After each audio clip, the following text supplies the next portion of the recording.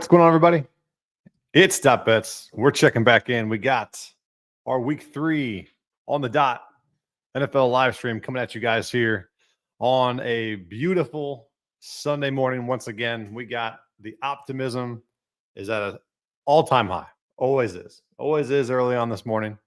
Even after a letdown of a college football slate yesterday, it was close to hitting another 4-digit win, but South Florida's quarterback just could not stay on the field, unfortunately. But I appreciate you guys tuning back in. We've had a little slow start to the season. We went, I think, 2-5 again last show, -4 units. So we are ready to get back on the horse. A lot of time, plenty of time to get back some of the units that we have lost. I think we got some pretty good positions this week. And if this is your first time tuning in, make sure you guys hit that subscribe button. And as always, leave a comment if you guys have questions over season long, prop bets, DFS. We'll talk about it all. And as always, we got our show being powered by the guys over at Occupy Fantasy. Shout out to those guys. One of a kind subscription over there. Mine actually just renewed yesterday. It's the easiest renew that I think I can do. All for DFS purposes, for any type of sport, not just NFL. You have plenty of different options with the NHL, NBA. You know, those guys are elite over there. PGA. So make sure you guys check those guys out. Use my referral link below if you guys are going to sign up. Tell them I sent you guys. All right, we got a couple questions here to start the show. Keep them coming throughout. Like I said, I'll be here for about 20 to 30 minutes, depending on the questions, after we wrap up everything. We got CCD Sports Talk. Start 2, Dobbins, Diggs, Jerome Ford, or Deontay Johnson full PPR. Full PPR, I'd probably go Dobbins and do like Ford today. You got but you have Foreman getting in the mix. I know last week we were on here and I liked Ford's receiving yards. He had a hell of a game on the ground, and Foreman has a little bit more run than I thought he would. So he might be eating more into his usage. So Jerome Ford is kind of iffy to me. And then Deontay Johnson is just straight up. You just don't know what you're going to get out of Andy Dalton. So it's kind of wait and see mode. If you need another receiver, I mean, obviously I played Diggs over Deontay this week, but yeah, you just don't know what you're getting from the Red Rocket. I'd assume you can get better production anyway from Bryce Young. I think anybody starting over Bryce Young is an improvement. However, you just never know. But I'd go Dobbins there and Diggs for sure. And True Style says, yeah, Deontay finally with a decent quarterback. Yeah, the Red Rocket. As everybody in the industry has been saying, you feel like he's the backup quarterback for every single team. But yeah, so you should see some improvement. I think if you held on to Chuba, Thielen, Deontay, I think they have a little bit better floors now. You obviously can't go any lower than what they've been doing. All right, keep those questions coming throughout the show. If you guys have any other ones, I'd love to answer them. But we will go ahead and get right after it. So if this is your first time tuning in, once again, appreciate you guys. And we give you guys a spread. We have a total. We have a teaser. And then we have 3 player props along with my pick-to-click player to get into the end zone this week. And last week, I think we had Garrett Wilson, of course, had 0-0 run. Him and Rodgers they're still working their kinks out there. And you got but then of course we played him again on Thursday night. You knew he was going to score.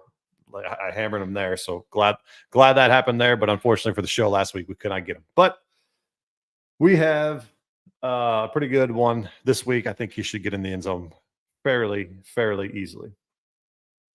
All right, let's start. And this one here, this line kind of confused me, but I went with it anyway. We got the Lions here. Lions -3 here. We're going to go to the desert Go Lions on the road at Arizona. You, I normally, this kind of feels like a trap game here, but I think it's a perfect storm because you have the Lions coming off of a losing effort at home to the Tampa Bay Bucks, and then you have the Cardinals coming off of like the perfect game that they could ever play against a beat up Rams team. So I think the Cardinals are going to come in with a little bit more, kind of, a little bit more. Um, I would say overreaction. I think that they're better than what they are, and I think the Lions are going to get back to work. And the Lions here, I think, are clearly the better team. You have the Cardinals who have a lot to improve upon. And last week wasn't, I wouldn't say just a fluke, but I would just say that is it's a high variant side of the way the Cardinals can play. Don't think that they're as good as that week for sure. But the Lions, I mean, they, for whatever reason, their defense has got to figure it out. They can stop the run. That's the main thing here with Arizona because Connor's their engine. If you can stop James Conner, you're going to make Kyler make a lot of plays with his feet. Over the course of the game, he's going to make bad decisions, probably late interceptions, fumbles, whatnot. And they're still a young team trying to figure it out. This Lions team should just absolutely steamroll. I'm hoping we get the Dominator. We got he's still, I wouldn't say it's a dome, but it's a retractable roof there, and definitely see where Jared Goff struggles on the road, not in a dome, but here with Arizona, I think we should definitely roll. Yeah, with the Lions -3, I think it's a good position here, a good number, an easier number to swallow with a key number here at 3. And I would be shocked. I would be shocked if the 3 off. But hell, I've been wrong 2 weeks in a row on the Saints, and I would have loved to go back to the Eagles, but then I would have think we would have people tuning in next week to the show as the Saints just wallow up the Eagles. We got a couple more questions. We got CCD. Allen the Lazard is greater than Garrett Wilson. That's a hot take there. I wouldn't say that whatsoever. Rodgers has said that Wilson is, they're game planning to take him out of the game. But I heavily favored Garrett Wilson here. We got Dom Brown 233. Dot, what's up, man? Appreciate you tuning in. If you guys have any questions, let me know. All right, so we got the Lions here. I think it's a great spot here for the Lions. If you really think coming off that ugly loss to Tampa at home, but Baker's got some magic this year, so watch out. All right, we're gonna go to a depleted game. And I almost took 2 unders. I went with I tried to talk myself into the Steelers Chargers game, but that total was like 34 and a half. I'm sitting here and I'm like, man, I really don't. I could see that game just being absolutely sloppy, but I'm not going to go that route. I'm going to go to a game that is literally has nobody playing in it. And for this Rams 49ers under 43 and a half, -112 over on DK. Everyone knows the Rams issues. They don't have Cup. They don't have Puka. And the craziest stat this week that I saw is Kyron doesn't have a rush over 10 plus yards this year, which is crazy. Last year he was a big play machine, but offensive line issues has been unbelievable for the Rams. They're literally playing people off the street on their offensive line. And it's just a team I think that's going to get beat up, try to play slow, try Kyron as much as possible. But then you have the 49ers on their end. You got Kittle out, you got Debo out. They're going to probably lean more heavily on Jordan Mason this week.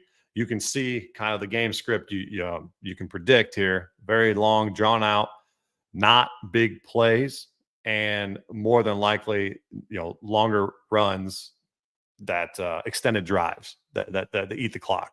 So I think this is a better scenario than the Steelers Chargers because they're already expecting that lower game. But this 43 and a half is a good number, I think, for it to take it to the under. I thought this was going to be closer to 40, 41, but I'll take 43 and a half here. Take my chances with the Rams 49ers game. with absolutely nobody playing in it.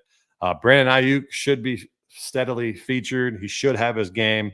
They obviously paid him to be this guy, but you just never know. But this Rams offense is absolutely depleted.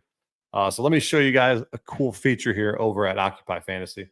You can go to their website, occupyfantasy.com, and you go to this live and super convenient.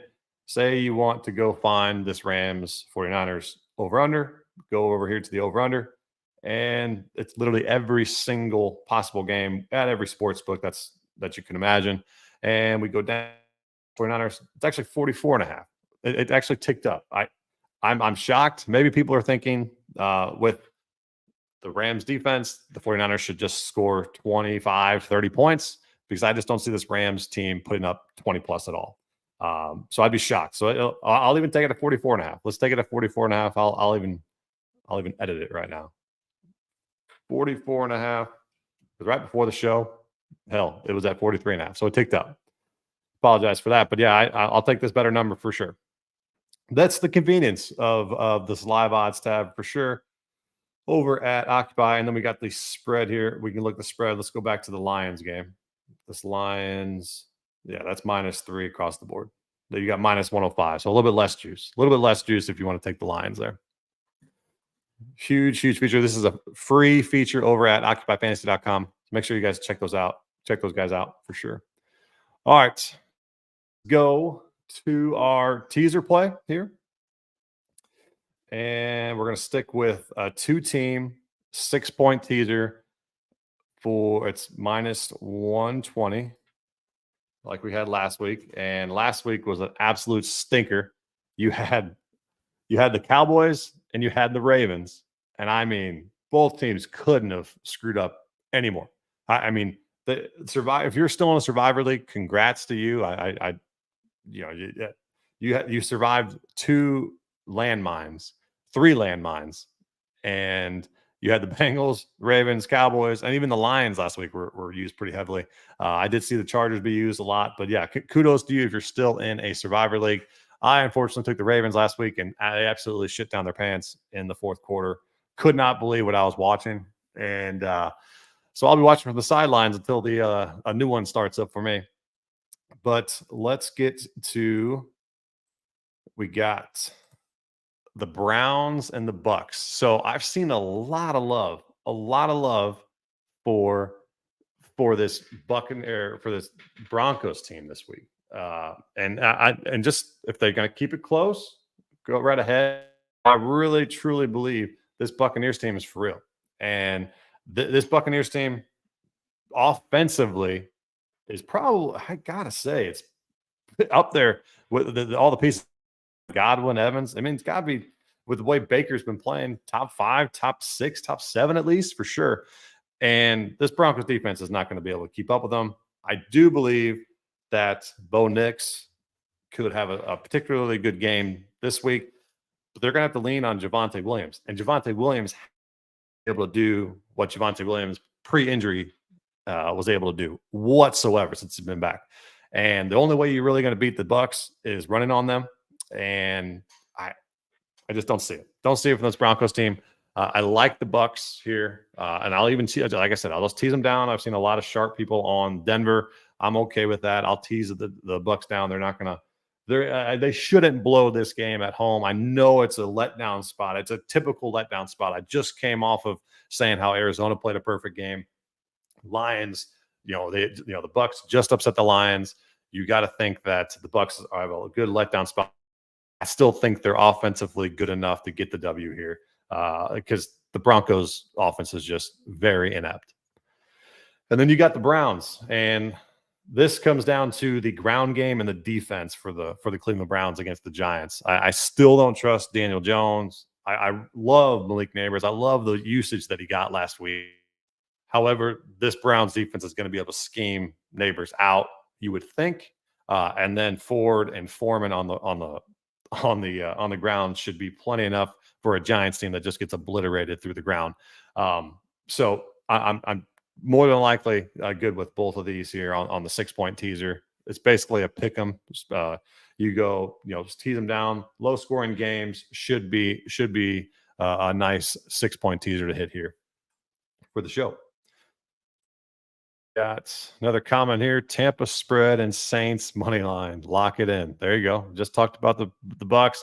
Saints, man. The Saints are, man, it's the biggest industry miss I think I've seen in a while, where just a team that just was not supposed to be very damn good. Kubiak comes in and just changes the entire offense. If Derek Carr can keep up what he's doing, look out for this team. But man, this Eagles game, the Eagles spread right now is just blowing my mind. So I stayed far away from that game, and just going to wait and not lose any more coin on the Saints for sure. All right, let's go into our 3 props. So this one has ticked up throughout the week. I wish I could have given out to you guys like on Tuesday or Wednesday when it came out.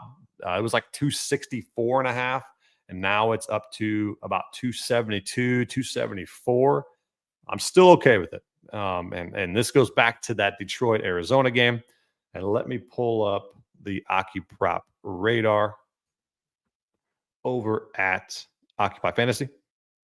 So you got your live odds tab, and then you got your right here.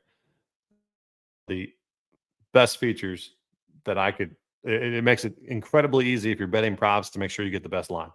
So come over here, OccuProp radar. Let's type into our first one. We're going to go to Kyler Murray. Kyler Murray over 272 and a half pass plus rush yards.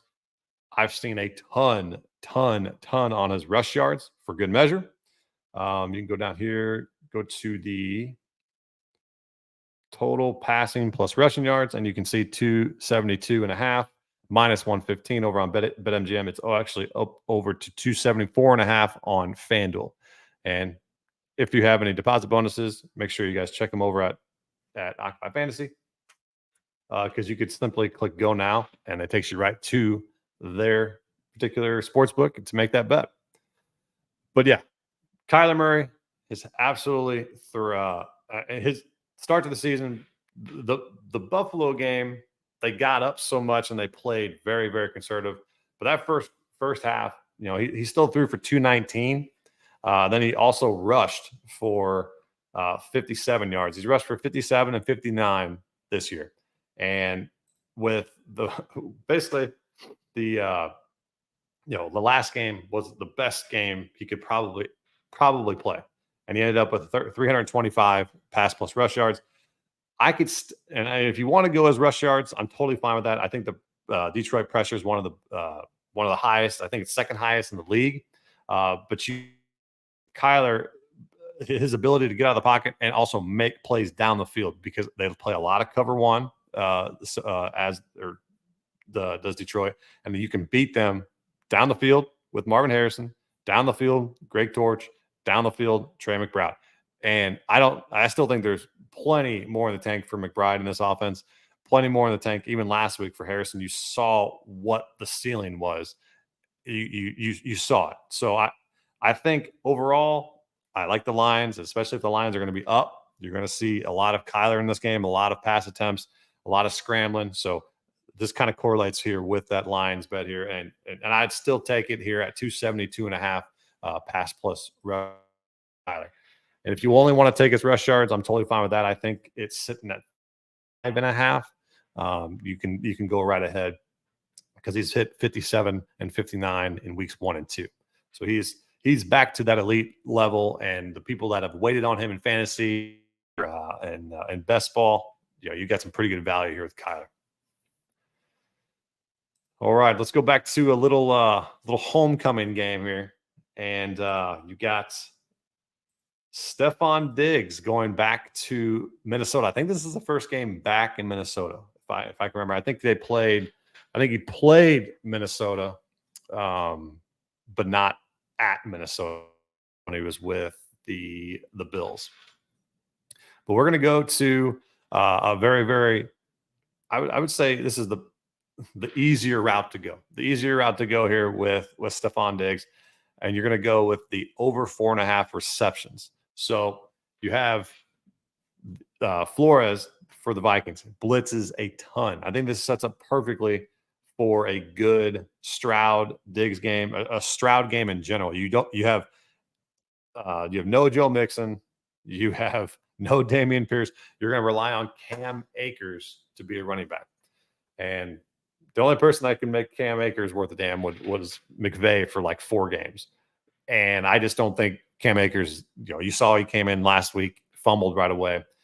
This is going to be heavily on CJ Stroud. You're going to see an uptick in pass attempts. And with Flores, who blitz a ton, you're going to see short routes, and you're going to get the ball out quick. That screams Stephon Diggs this week. It's been Stephon Diggs' role in this Texans offense, as you've seen it. Nico, big target on the field. Tank Dell, home run hitter. You got Stephon Diggs running those very, very short A-dot routes. I think he's got like a 6 A-dot or something like that for on the year, but he is definitely in line for heavy usage reception wise, because you have his receiving yards. I mean, it's 46.5. He's got 33 and 37 on the year. I think he was a great sell high candidate in fantasy after week 1 with the 2 touchdowns. But even those 2 touchdowns, very, very short routes. He is definitely one of those guys on this Texans offense, that runs those intermediate routes, should get heavily targeted this week, especially against the Vikings at Minnesota. And I think that Texans Houston game is a good DFS stack. I think that's the route I want to go in the Millie, or and then a little bit more cat, because Diggs and Dell. If you fade Collins, bring it back with a Jefferson, bring it back with Aaron Jones, bring it back with maybe a Naylor. I think it's a pretty good get a little bit different there. Also, Detroit's a good one as well. But Stephon Diggs, prop quick and see if the has moved at all. That's Stephon Diggs. As it loads up, we're going to go down to the receptions. Total receptions over 4.5. It's still 102 over on FanDuel. Over 4.5. It's juiced a little bit higher on Caesars, minus 120, but 4.5 across the boards. I think this is a good number. I think we could see 6 to 7 this week against his former team. All right, let's get back at it. We got one more prop, and this one I went back and forth on because I had Charbonnet receiving yard down, full analysis on it, loved it. Right before I get on here, I'm like, man, we're gonna go to the more surefire running back in that game, and we're gonna go Devon Achane. It makes too much sense. I couldn't believe this number because he's had like 70 plus receiving yards in both of his games so far, and I don't know if in the comments I didn't check because I don't think it matters, but I don't know if Jeff Wilson's even playing, but Mostert's still out, and you saw even the usage when Skyler came in. Jalen Wright didn't know the offense, so even when they were getting their the break speed off them, Achane was still in the game. And so you got 76 yards receiving in week 1, 69 in week 2. I'm thinking with Skyler being the quarterback now, you would see this over 30 at least. But man, to get this number, I think it's a home run. And I think you have extra time to get more creative with the play calls, more creative ways to get him the ball through the air, check down screens. They love doing that. Get Skyler away from pressure, get the ball out of his hands. You saw 4 of his 8 targets go to Achane when he came into the game against Buffalo. It's just, I think it's a home run play here. And so check me in the chat. I don't know if Jeff Wilson's playing or not, but I don't think it's going to matter with the way Achane has played this season. It's been a home run for anybody who got him in fantasy. And then Seattle, I think the Dolphins have a chance to win this game. I'm not gonna take them, but I don't think Skyler is that bad. Obviously, coming into a game not expected to play, you probably didn't prepare as much, but now you have ample amount of time. I could see them. I could see them putting up a fight because you have a back like this that is so dynamic out of the backfield. If you want to take his rush plus receiving yards, it's like 108 and a half. It's gone up. I think it's gone. I started at like 103, and now it's all the way up to 108. So people are hammering him. I like the reception total here. His rush yards is 73 and a half. And his attempts? His attempts are 16 and a half, which is wild. You just never saw that last year. You never saw that. But he had 22 last week. I still don't think they want to run him that much. I still don't think they want to use him like that. And if they get, say, Seattle goes off, Geno pops off the DK, Metcalf, you got JSN that came out last week. I just believe that this is a great spot here for Devon Achin. So let's make sure we get a little sweep here with these props, because I'm getting a little ticked off that I went 0-3 and then I went 1-2 last week. So I'm trying to get 3. I think these are 3 solid props here. We can get a little sweep on. All right, I got about 2 or 3 more minutes here, and let's see if you got any final comments. And also, let me show you guys Achan on the Aki prop radar. But if you guys have any other prop bets that you're considering, I'd love to hear from you guys on those. And if you guys have any start sits, you got any DFS questions, let me know. I'm all yours for the next 2 to 3 minutes. All right, so total receiving yards, so 28. It's ticked up to 29 and a half over on some at DK and FanDuel. I take an alternate line. Let's see. Let me go to DK real quick. With the Dolphin, that line, that's +4 now. The line is going back in the favor. Achan, I mean, if you go 50 plus, you're at +260. 50 plus +260. If you go 60, it's +400. 70 is +800. I mean, if you go 60, I mean, 50 is not out of the question. I mean, I don't know. Maybe I'm reading too much into the first 2, and I think, maybe I think Skyler is a little bit more serviceable than what people think. But Achan, if you want to take an alternate line here, I think it's all right. Let's go to the touchdown pick to click of the week. A lot of scenarios that I actually loved. I absolutely loved, and I think this is the one I defaulted on. I will have 3 to 4 anytime touchdown parlays. We smacked a +6,000 one in week 1. Weren't that close last week. Obviously, these are more high risk. You're going to hit maybe 1 to 5 in a whole season, and we're going to try to get another one this week. So I'll have 3 to 4 in the Discord. I'll share them with Occupy's Discord. I'll share them with my own Discord. So make sure you guys hit those links below and join. But we are going to go to that Titans Green Bay Packers game, and we're going to Tony Pollard +125 anytime touchdown. I'm not even going to take those first touchdown scores. I was just throwing money away doing that. So I told myself, you know what? Let's just do the let's just score a touchdown here. And we got and these are the odds that I absolutely love. So I'll show you guys here over on the Octoprop. If you've tuned in before, you know exactly what I'm talking about. The roller coaster odds, where minus on most books and you have plus money on a different book. So we have -105 at BetMGM, -110 on Caesars, -105 on FanDuel. And this was already, I saw +130 this morning. It's now +125. You saw Saquon absolutely shred this Green Bay defense. 2 rushing touchdowns, 1 receiving touchdown. And then you just saw them get absolutely obliterated by Jonathan Taylor on the ground. Once again, no Malik Willis, or you have Malik Willis this week. You don't have Jordan Love. I could see this being a little bit more drawn out of a game, low scoring. But I love how Will Levis lets Ridley go get the ball, and I could see multiple PIs in the end zone, let alone Pollard just abusing the Packers on the ground. So give me, I mean, plus odds here for a guy that's had like 16 or 12 to 16 more rush yards or rushing attempts than